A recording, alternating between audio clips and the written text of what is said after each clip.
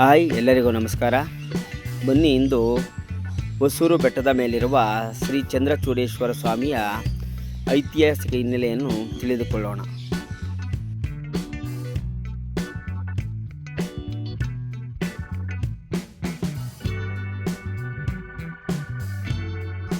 ಬನ್ನಿ, ಇತಿಹಾಸವನ್ನು ತಿಳಿದುಕೊಳ್ಳೋಣ. ತಮಿಳುನಾಡಿನ ಕೃಷ್ಣಗಿರಿ ಜಿಲ್ಲೆಯ ಹೊಸೂರು ನಗರದಲ್ಲಿರುವ ಚಂದ್ರಚೂಡೇಶ್ವರ ದೇವಸ್ಥಾನವು 1000 ವರ್ಷಗಳಿಗೂ ಹೆಚ್ಚು ಹಳೆಯದಾದ ಪ್ರಸಿದ್ಧ ಐತಿಹಾಸಿಕ ಶಿವನ ದೇವಾಲಯವಾಗಿದೆ. ಬೆಟ್ಟದ ಮೇಲೆ ನೆಲೆಸಿರುವ ಈ ದೇವಸ್ಥಾನದ ಮುಖ್ಯ ದೇವತೆ ಶಿವಚಂದ್ರಚೂಡೇಶ್ವರ, ಪಾರ್ವತಿ ದೇವಿ. ಇಲ್ಲಿ ಚಂದ್ರನನ್ನು ತಲೆಯಲ್ಲಿ ಧರಿಸಿರುವ ಕಾರಣ ಶಿವನಿಗೆ ಚಂದ್ರಚೂಡೇಶ್ವರ ಎಂದು ಹೆಸರು ಬಂದಿದೆ. ಬೆಟ್ಟದ ಮೇಲಿಂದ ಹೊಸೂರು ಸಿಟಿಯನ್ನು ಕಣ್ತುಂಬಿಕೊಳ್ಳಬಹುದು.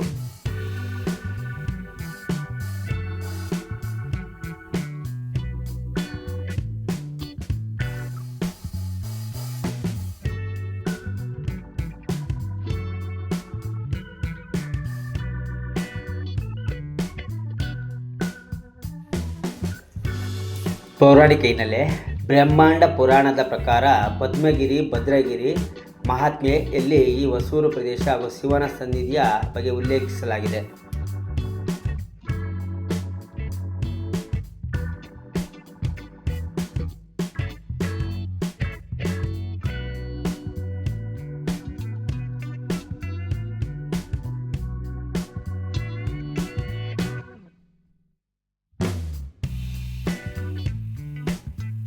ಚೋಳರ ಕಾಲ 1014-1044 ರಾಜೇಂದ್ರ ಚೋಳನ ಶಾಸನಗಳು ಈ ದೇವಾಲಯದ ಪ್ರಾಚೀನತೆಯನ್ನು ಸಾರುತ್ತವೆ.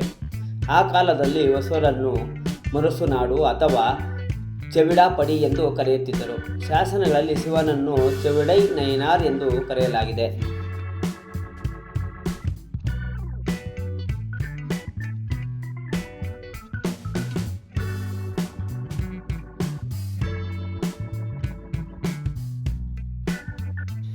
ಹೊಯ್ಸಳರ ಕೊಡುಗೆ.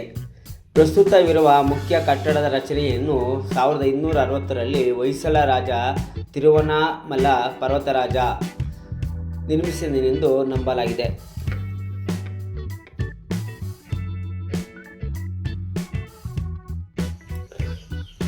ಪೂಜೆ ಮಾಡಿಸಲು ಬಂದ ತೆಂಗಿನಕಾಯಿಯನ್ನು ಒಡೆಯುವ ಜಾಗ. ಇಲ್ಲಿಂದ ಮುಂದೆ ಹೋಗಿದರೆ ಶ್ರೀ ಚಂದ್ರಚೂಡೇಶ್ವರ ಸ್ವಾಮಿಯ ದರ್ಶನವನ್ನು ಪಡೆಯಬಹುದು. ಒಳಗಡೆ ವಿಡಿಯೋ ಮಾಡಲು ಹಾಗೂ ಫೋಟೋ ತೆಗೆಯಲು ಅವಕಾಶ ಇರುವುದಿಲ್ಲ.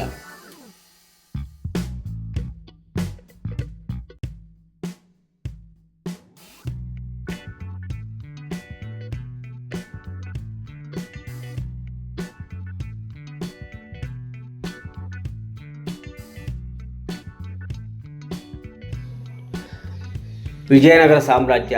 ನಂತರದ ದಿನಗಳಲ್ಲಿ ವಿಜಯನಗರದ ಅರಸರು ಹಾಗೂ ಮೈಸೂರು ರಾಜರ ಕಾಲದಲ್ಲೂ ಈ ದೇವಾಲಯಕ್ಕೆ ಜೀರ್ಣೋದ್ಧಾರ ಹಾಗೂ ಕೊಡುಗೆಗಳು ಸಿಕ್ಕಿವೆ.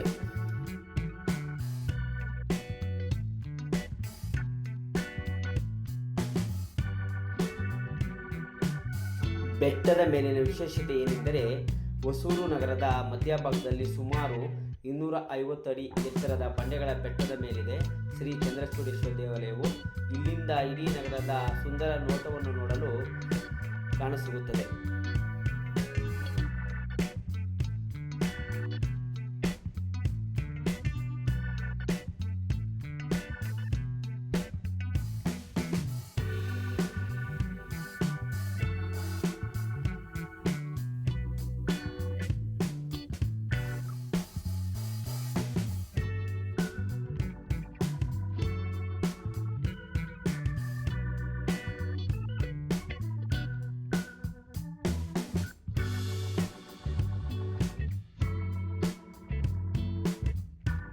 ಗಾಜಿನಲ್ಲಿ ಮರೆಮಾಚಿರುವುದು ಹಳೆಯ ರಥ ಹಾಗೂ ರಾಜಗೋಪುರ.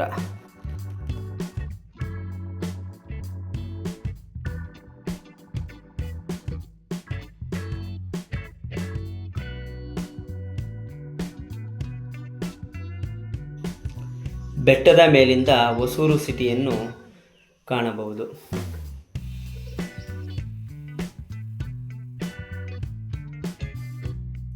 ಪ್ರತಿ ವರ್ಷ ಮಾರ್ಚ್ ಅಥವಾ ಏಪ್ರಿಲ್ ತಿಂಗಳಲ್ಲಿ ರಥೋತ್ಸವವು ನಡೆಯುತ್ತದೆ. ಬಹಳ ಪ್ರಸಿದ್ಧವಾಗಿದೆ ಇಲ್ಲಿನ ರಥೋತ್ಸವವು. ಕರ್ನಾಟಕ ಹಾಗೂ ತಮಿಳುನಾಡಿನಿಂದ ಸಾವಿರಾರು ಭಕ್ತರು ಇಲ್ಲಿಗೆ ಆಗಮಿಸುತ್ತಾರೆ.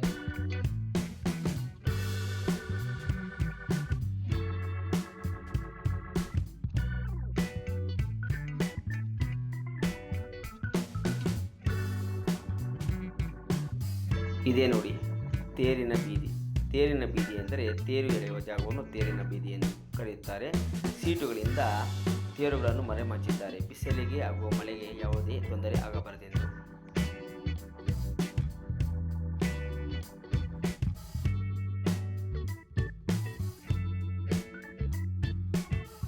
ದಯವಿಟ್ಟು ನಿಮ್ಮಲ್ಲಿ ಒಂದು ನನ್ನ ಪ್ರಾರ್ಥನೆ, ದಯವಿಟ್ಟು ಯಾರು ಸಬ್ಸ್ಕ್ರೈಬ್ ಮಾಡಿಲ್ಲ ನನ್ನ ಚಾನಲ್ನ ಅವರು ಸಬ್ಸ್ಕ್ರೈಬ್ ಮಾಡಿಕೊಳ್ಳಿ, ಶೇರ್ ಮಾಡಿ ಹಾಗೂ ಲೈಕ್